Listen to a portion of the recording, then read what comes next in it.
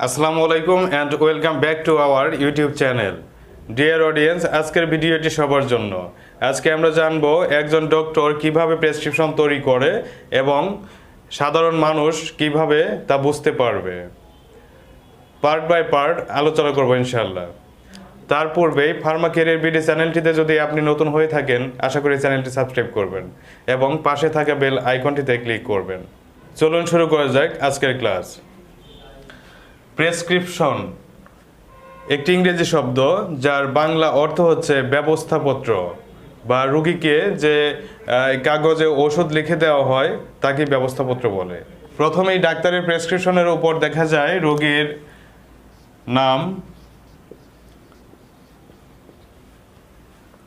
বয়স বা এজ এবং ডেট বা তারিখ। এখানে লেখা হয় রোগীর নাম, এখানে লেখা হয় রোগীর বয়স এবং এখানে লেখা হয় যে তারিখে ওই রোগী ডাক্তারকে দেখাচ্ছেন বা যে তারিখে ওই প্রেসক্রিপশন করাচ্ছেন ওই প্রেসক্রিপশনের ডেট। এরপর প্রেসক্রিপশনের বাম পাশে মনে করুন এটা একটি প্রেসক্রিপশন। প্রেসক্রিপশনের বাম পাশে লেখা থাকে এইচও বা হিস্ট্রি অফ।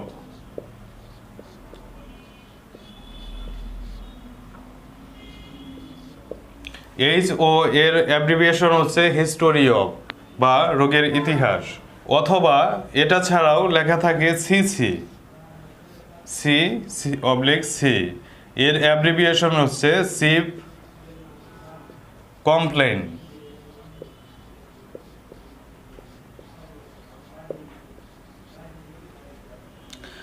অর্থাৎ সিসি এর অ্যাব্রিভিয়েশন হচ্ছে সিপ কমপ্লেন। অর্থাৎ এই দুটি অপশনে লেখা হয়, কোনো ডাক্তার এইচও লেখে, কোনো ডক্টর সিসি লেখে।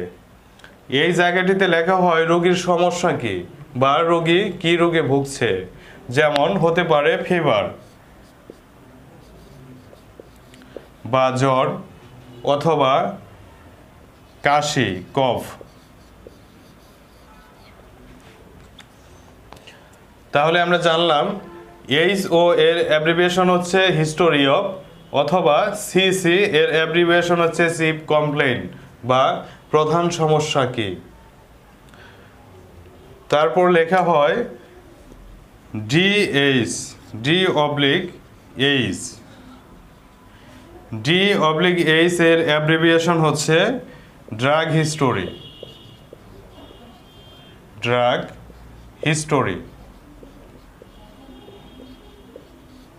অর্থাৎ ওই রোগী ডাক্তারকে দেখানোর পূর্বে যে ওষুধ খেয়ে আসছেন বা যে সকল ওষুধগুলো খেয়ে আসছেন ওই ওষুধগুলোর নাম লেখা হয় এখানে। যেমন একজন রোগী একজন ডাক্তারকে দেখাতে এসেছে, তার পূর্বেই ফার্মেসি থেকেই হোক বা যেখান থেকেই হোক বা অন্য কোনো ডাক্তারকে দেখিয়েই হোক যদি কোনো ওষুধ খেয়ে থাকে, যেমন অ্যাজিথ্রোমাইসিন বা ইসোমিপ্রাজল বা অন্যান্য ঔষধ, এগুলোই এখানে লেখা হয় ড্রাগ হিস্টোরির ক্ষেত্রে। যেমন এখানে লিখলাম অ্যাজিথ্রোমাইসিন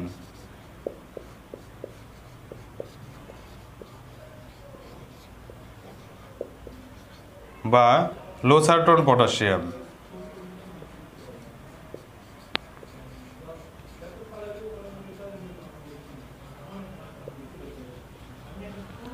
অর্থাৎ ডিএইচ এর অ্যাব্রিভিয়েশন হচ্ছে ড্রাগ হিস্টোরি।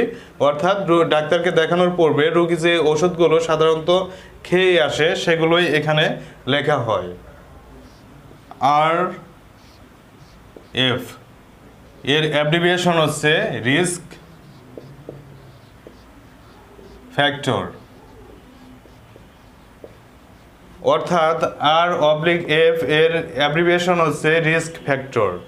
অর্থাৎ এই রোগীর কি কি রিস্ক ফ্যাক্টর রয়েছে সেগুলো লেখা হয়, যেমন ডায়াবেটিস হতে পারে, হার্টের সমস্যা থাকতে পারে, HTN বা হাইপারটেনশন, অথবা থাকতে পারে সিকেডি এর অ্যাব্রিভিয়েশন হচ্ছে chronic kidney disease. Chronic kidney disease অর্থাৎ দীর্ঘমেয়াদী কিডনির সমস্যা, অর্থাৎ R/F এর অ্যাব্রিভিয়েশন হচ্ছে রিস্ক ফ্যাক্টর, অর্থাৎ ওই রোগীর যে সমস্ত রিস্ক ফ্যাক্টর রয়েছে সেগুলো লেখা হয়, যেমন হতে পারে ডায়াবেটিস, হাইপারটেনশন, সিকেডি বা ক্রনিক কিডনি ডিজিজ ইত্যাদি। গাইনি রোগীর ক্ষেত্রে লেখা হতে পারে M/H, অর্থাৎ এর অ্যাব্রিভিয়েশন হচ্ছে M/H এর অ্যাব্রিভিয়েশন হচ্ছে মেনস্ট্রুয়াল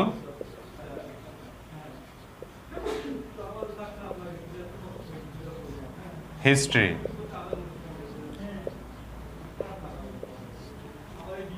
অর্থাৎ M/H এর অ্যাব্রিভিয়েশন হচ্ছে মেনস্ট্রুয়াল হিস্টোরি বা মাসিকের ইতিহাস। এই অপশনটিতে লেখা হয় মাসিক নিয়মিত হচ্ছে বা অনিয়মিত হচ্ছে, হতে পারে রেগুলার বা হতে পারে ইরেগুলার।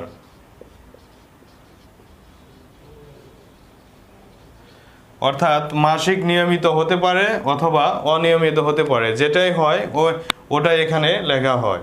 লেখা হতে পারে LMP, এর অ্যাব্রিভিয়েশন হচ্ছে লাস্ট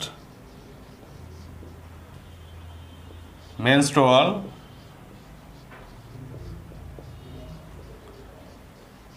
পিরিয়ড। অর্থাৎ LMP এর অ্যাব্রিভিয়েশন হচ্ছে লাস্ট মেনস্ট্রুয়াল পিরিয়ড, অর্থাৎ লাস্ট কবে মাসিক হয়েছে বা শেষ কবে মাসিক হয়েছে এটার ডেটটা এখানে লেখা হয়, যেমন 1/8/2021। তারপরে আসি আমরা OH এর অ্যাব্রিভিয়েশন হচ্ছে অবস্ট্রেটিক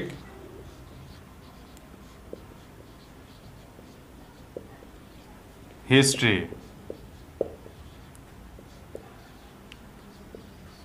এই অপশনটিতে লেখা হয় রোগীর এর পূর্বে কয়টি বাচ্চা হয়েছে, যেমন 0 বা একটিও হয়নি, আর যদি হয়ে থাকে যেমন 2টার মধ্যে নর্মাল কয়টা হলো, সাপোজ নর্মাল একটা এবং সিজারে একটা। এই রোগীর পূর্বে কোনো অ্যাবর্শন হয়েছে কিনা বা বাচ্চা নষ্ট করেছে কিনা এটাও এখানে লেখা হয়, হতে পারে একটি বাচ্চা নষ্ট হয়েছে বা নাও হতে পারে। বাচ্চা যদি নর্মাল ডেলিভারি হয়ে থাকে সেক্ষেত্রে সংক্ষেপে লেখা হয় NVD, অর্থাৎ নর্মাল ভ্যাজাইনাল ডেলিভারি।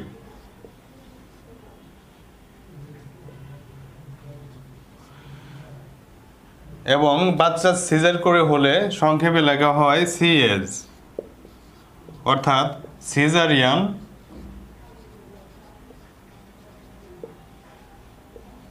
সেকশন। প্রেসক্রিপশনের উপর আরও একটি অপশন লেখা থাকে যেটা কমন, সেটা হচ্ছে O/E, এর অ্যাব্রিভিয়েশন হচ্ছে অন এক্সামিনেশন।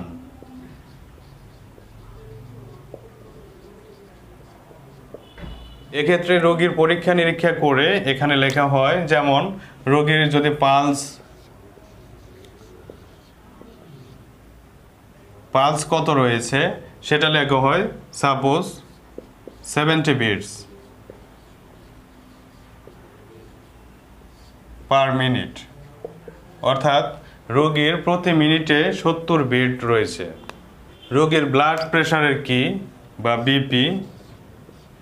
বিপি এর অ্যাব্রিভিয়েশন হচ্ছে ব্লাড প্রেশার।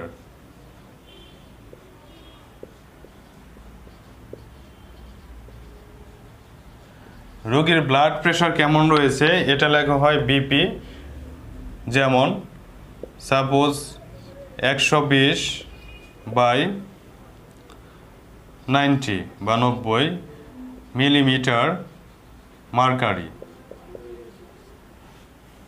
লেখা হতে পারে রোগীর হার্টের অবস্থা কি। Heart S1 plus S2, S1 এবং S2 সিম্বল দ্বারা বোঝানো হয়। S1 মানে ফার্স্ট হার্ট সাউন্ড,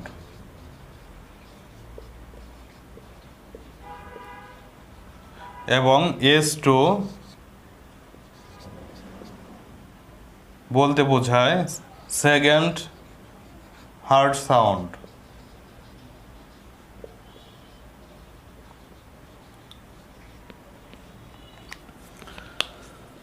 অর্থাৎ হার্টের অবস্থান কি এখানে এটা লেখা হয়। প্রেসক্রিপশনের উপর লেখা হতে পারে লাংস বা ফুসফুস, এখানে লেখা হয় ফুসফুসের অবস্থা, যেমন NAD, অর্থাৎ নো অ্যাবনর্মালিটি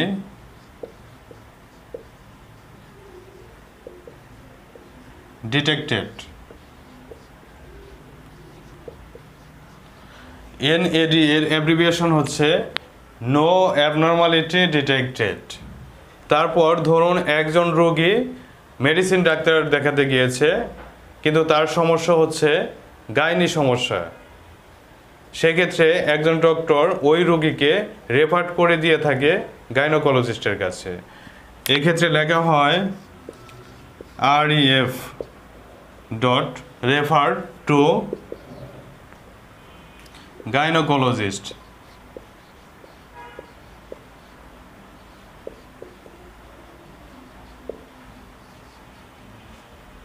অর্থাৎ একজন গাইনোকোলজিস্টের কাছে বা গাইনি বিশেষজ্ঞ ডাক্তারের কাছে পাঠানো হয় রোগীকে, রেফার টু গাইনোকোলজিস্ট লেখে বা ডাক্তারের নাম লিখে কেউ কেউ পাঠায়। এছাড়া প্রেসক্রিপশনের উপর আরও অনেকগুলো সিম্বল থেকে থাকে, যেমন AC, এর মিনিং হচ্ছে খাবারের আগে।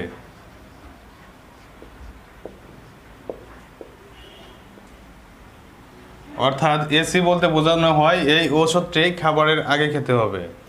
তারপর হচ্ছে PC হচ্ছে খাবারের পর।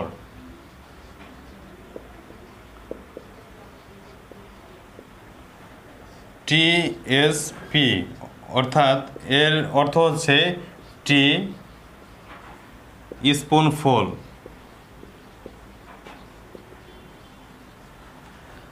TSP এর অ্যাব্রিভিয়েশন হচ্ছে টি স্পুনফুল, অর্থাৎ চায়ের চামচের পুরো চামচ। এরপর SUSP, এটা বলতে বোঝায় সাসপেনশন।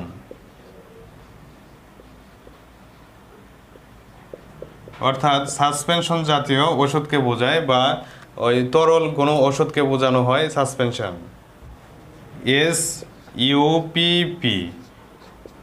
SUPP দ্বারা বোঝানো হয় সাপোজিটরি।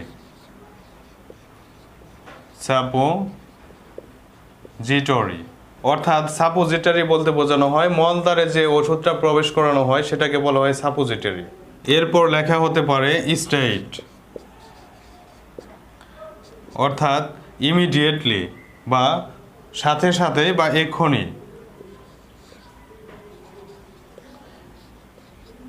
এখনই বা দ্রুত বোঝানো হয় জরুরিভাবে। SOS, এটা দ্বারা বোঝানো হয় যদি প্রয়োজন হয়।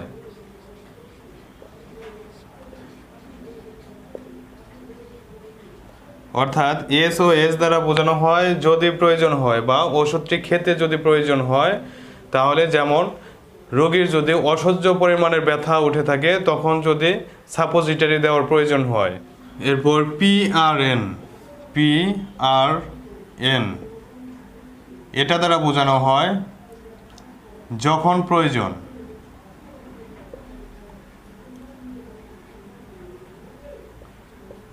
অর্থাৎ PRN বলতে বোঝানো হয় যখন প্রয়োজন হয়। PV, এটা বলতে বোঝানো হয় যোনি পথে।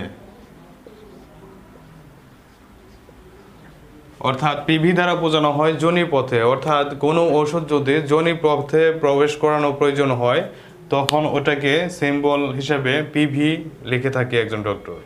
লেখা থাকতে পারে পিও, অর্থাৎ মুখে সেব্য, অর্থাৎ কোন ওষুধগুলো মুখে সেবন করতে হবে সেটা এখানে লেখা থাকে। লেখা থাকতে পারে এইচ, অর্থাৎ অ্যাট দ্য বেড টাইম, অর্থাৎ শোবার সময় বা শোবার আগে।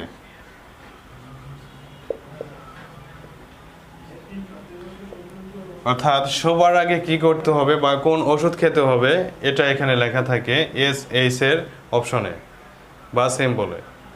লেখা থাকতে পারে নকড, NOCT, নকড এর অর্থ হচ্ছে রাতে।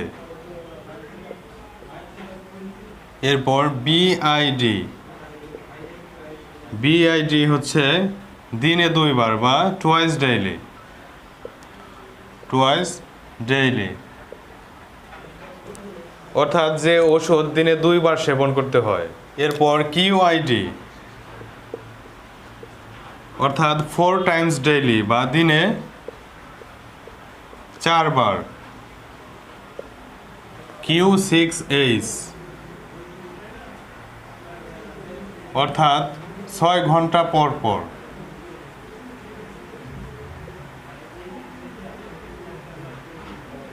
TID,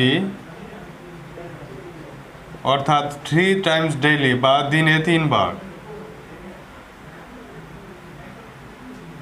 অর্থাৎ কোন ওষুধগুলো দিনে 3 বার সেবন করতে হয় সেই ওষুধগুলো এখানে লেখা হয়। এরপর আসে ইনভেস্টিগেশন বা অ্যাডভাইস। ইনভেস্টিগেশন,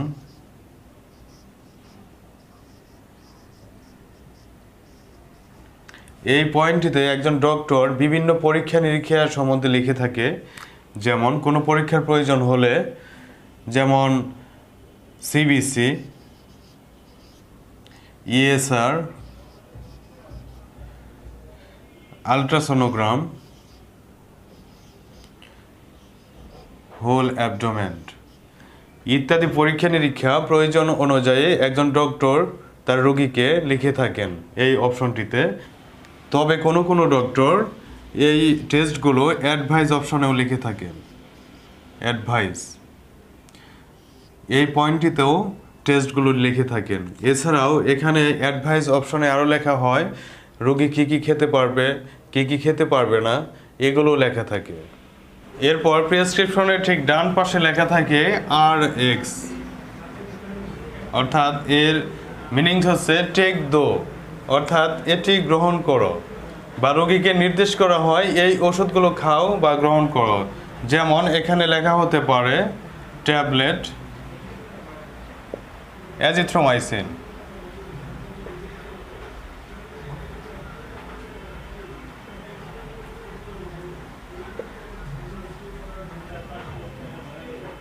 পাঁচশো mg, 0+0+1, 5 দিন বা 7 দিন, এভাবে লেখা হতে পারে। এখানে TAB, অর্থাৎ TAB এর মিনিং হচ্ছে ট্যাবলেট, অর্থাৎ ট্যাবলেট অ্যাজিথ্রোমাইসিন 500 মিলিগ্রাম, সকালে নাই, দুপুরে নাই এবং রাতে একটি, অর্থাৎ দিনে একবার সেবন করতে হবে অ্যাজিথ্রোমাইসিন 5 দিন। এছাড়াও এখানে ট্যাবলেট ছাড়া থাকতে পারে ক্যাপসুল থাকতে পারে, ক্যাপসুলের সংক্ষিপ্ত রূপ CAP লেখা হয়। ইনজেকশন থাকতে পারে, ইনজেকশনের সংক্ষিপ্ত রূপ ING লেখা হয়। এরপর লেখা থাকতে পারে সাসপেনশন, সাসপেনশনের সংক্ষিপ্ত রূপ SUSP লেখা হতে পারে। সিরাপ, সিরাপের সংক্ষিপ্ত রূপ লেখা হয় SYP লেখা হতে পারে। সাপোজিটরি, সাপোজিটরি এর সংক্ষিপ্ত রূপ হচ্ছে SUPP। এবং অবশেষে প্রেসক্রিপশনটি করার পরে অবশেষে একজন ডক্টর নিচে তার সিগনেচার দিয়ে থাকে। ডিয়ার অডিয়েন্স, আশা করি আজকের ক্লাসটি থেকে আপনারা অনেক গুরুত্বপূর্ণ জিনিসগুলো শিখতে পেরেছেন। ক্লাসটি দেখে যদি আপনাদের সত্যিই ভালো লেগে থাকে, আশা করি চ্যানেলটি সাবস্ক্রাইব করবেন এবং যারা অলরেডি সাবস্ক্রাইব করেছেন তাদের সকলকে ধন্যবাদ জানিয়ে এখানেই বিদায় নিচ্ছি। ভালো থাকুন, সুস্থ থাকুন, দেখা হবে আগামী কোনো ভিডিওতে। আসসালামু আলাইকুম।